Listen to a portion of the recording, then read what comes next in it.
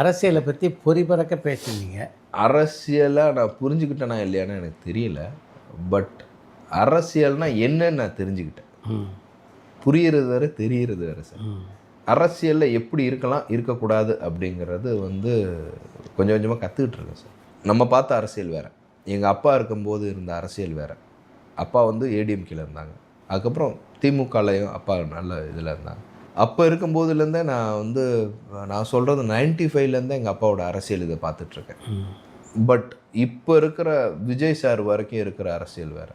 எனக்கு பிடிச்ச நான் அரசியலில் போய் ஈடுபட்டேன். அதை நான் போயிடக்கூடாது. அதனால் என்னோடய பர்சனல் லைஃப்லேருந்து என்னோடய சினிமா லைஃப் வரைக்கும் ரொம்ப அஃபெக்ட் ஆச்சு. இல்லைனா நான் 38 படம் இல்லை 68 படம் பண்ணியிருப்பேன். 30 படம் எனக்கு அரசியல்னால் போச்சு. எனக்கு இப்போ நான் சொல்கிற சில டேரக்டருங்கெல்லாம் இதனாலே எனக்கு படம் கொடுக்காம அவாய்ட் பண்ணாங்க.